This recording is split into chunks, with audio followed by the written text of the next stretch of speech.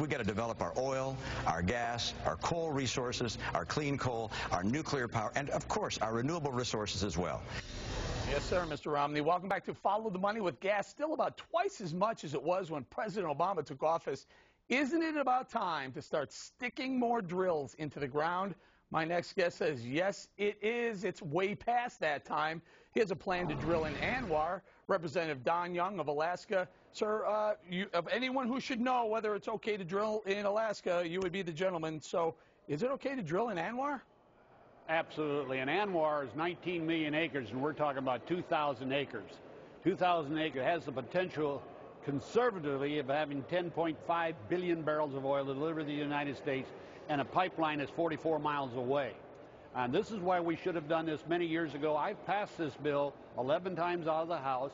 It was vetoed by President Clinton, and we, in fact, have bought $3.5 trillion worth of fuel from overseas. Those are dollars coming out of their workman's pocket going overseas to purchase oil from people who are not friendly to us. Sure. Anwar is not the pristine area. Sure. So what would happen if we drilled Anwar and maybe some other areas in the outer continental shelf? What would the price of gas do? The oil prices would clearly come down. What would be the net effect to our viewer right now? Well, to me, it would be about $3,000 in the viewer's pocket, more money he would have to spend on something else besides gasoline. And it will drop the price of gasoline. Contrary to what people say, every time we start doing something in the United States, the OPEC countries lower their prices of oil. And that's what it's all about. If we don't do something, they spike, and that causes disruption in our economy. Congressman, is it safe to drill Anwar, or if there's an oil spill, will we lose the caribou?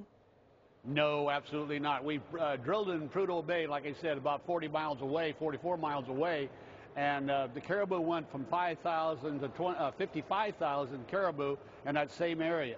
The wildlife adjusts very quickly, and we are very careful about oil spills. Every time there's a drop of oil spills, they say it's a major oil spill. It is not.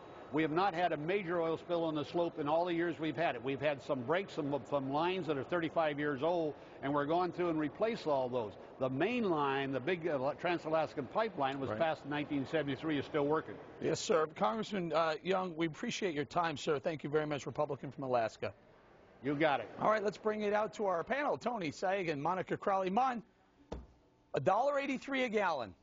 It was $1.83 a gallon on January 20th, 2009, when Obama raised his right hand and said, I'll take the oath of office. Now it's $3.57, almost 100% higher.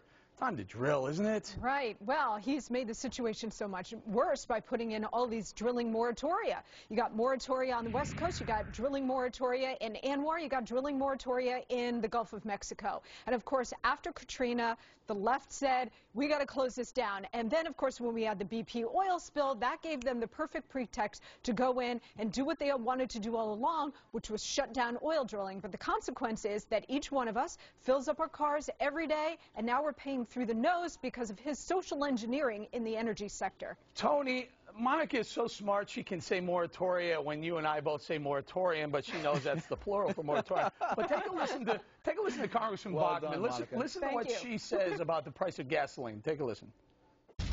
Under President Bachmann, you will see gasoline come down below $2 a gallon again. That will happen.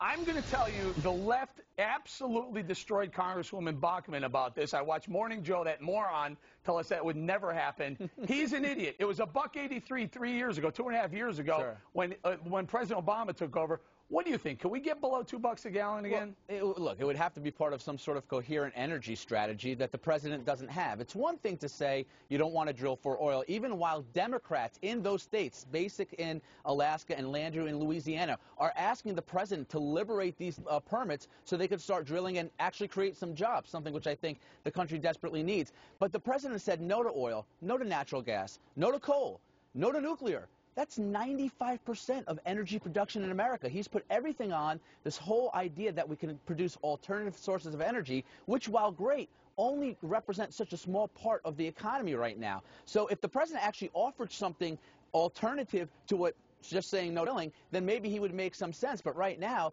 it's a rudderless ship when it comes to energy. Tony, don't you remember, Monica? He offered Solyndra. Remember, there's your I was alternative. just about to say it. Great minds think alike, E, because I was just about to say it.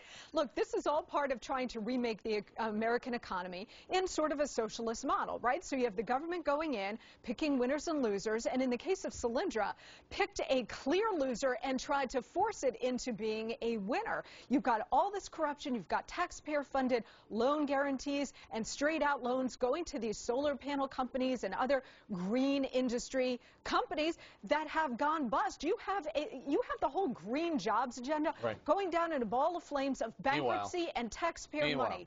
Gas straight prices down the hole. keep going up, up, and up. We're going to keep you guys around. Hang on, guys. We're going to keep you around. Coming up, All the President's Men attack a hot new book that says the Obama White House is hostile to women, and the author